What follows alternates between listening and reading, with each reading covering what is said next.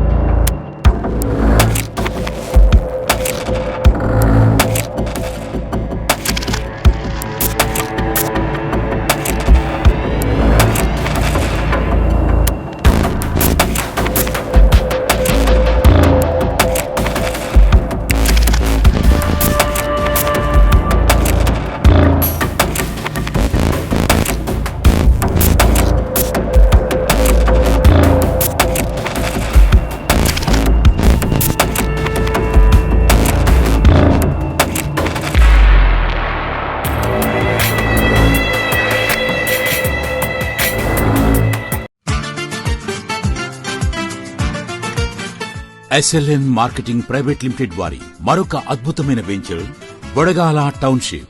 ఆహ్లాదకరమైన వాతావరణంలో దినదిన ప్రవర్ధమానంగా అభివృద్ధి చెందే ప్రదేశంలో అందరికీ అందుబాటు ధరల్లో Tirupati to Venkatagiri highway facing venture.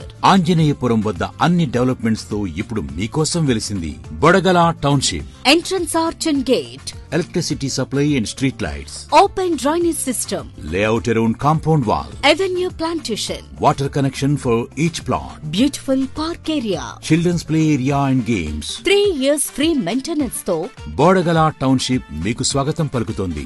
నిరంతరంగా అభివృద్ధి చెందుతున్న ఐఐటి, ఐసర్, డిఆర్డీఓ ప్రాజెక్ట్ మరియు 440 ఎకరాల TTD employees layout international airport కు దగ్గరగా Apache India company, CMR eco green private limited company మరియు మన్నవరం ప్రాజెక్టులకు కూతవేటు దూరంలో వెంకటగిరి టౌన్ కి అత్యంత సమీపంలో తక్షణం మీ ఇల్లు కట్టుకునే విధంగా తుడా అప్రూవల్స్ తో 100% వాస్తు కలిగి బొడగల టౌన్షిప్ మీకోసం సిద్ధంగా ఉంది.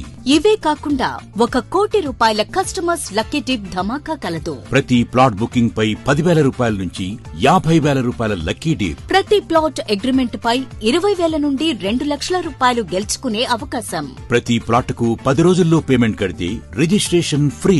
నేను doctor Padmavathi, incharge DCHS Bapatla డిస్టిక్లో వర్క్ చేస్తున్నాను. డిఎస్హెచ్ కమిషనర్ ఆదేశాల మేరకు ఇక్కడ సిహెచ్సి హాస్పిటల్ మెడికల్ ఆఫీసర్, ప్రీవియస్గా పనిచేసిన మెడికల్ ఆఫీసర్ డాక్టర్ జిలానీ భాషా మీద వచ్చిన ఆరోపణల పరంగా మరియు మన గౌరవనీయులైన ఎమ్మెల్యే గారు వాళ్ళ ఆదేశాల మేరకు మరియు ఇంకా మన ఇక్కడికి ఈరోజు ఎంక్వైరీకి రావడం జరిగింది. అందరినీ హాస్పిటల్ అంతా చూసుకుని హాస్పిటల్ సిబ్బందినంతా మొత్తం విచారించడం జరిగింది. పేపర్లు, వాళ్ళ స్టేట్మెంట్స్ అన్నీ తీసుకోవడం జరిగింది.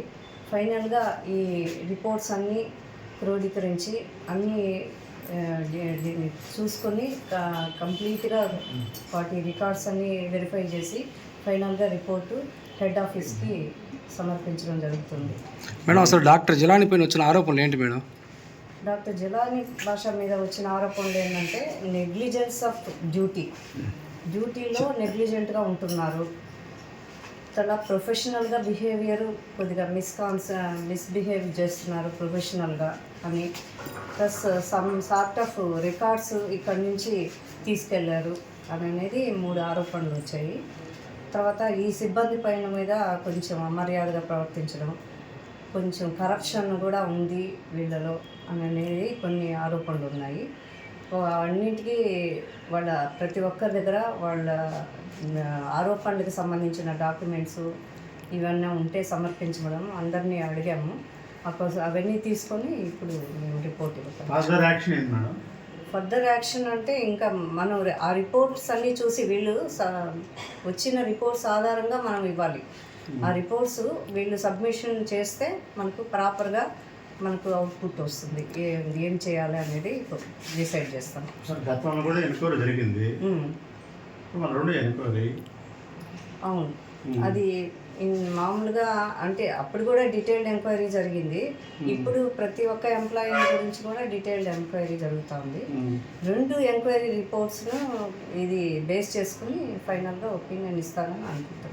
మేడం, గతంలో సీసీటీవీ కెమెరా ఫుటేజ్ను కూడా హాస్పిటల్ ఆఫ్ చేశారని చెప్పి వాస్తవాలు వస్తాయి. ఎంతవరకు అది నిజమే? రికార్డులు మాయం చేశారని చెప్పి చెప్తున్నారు.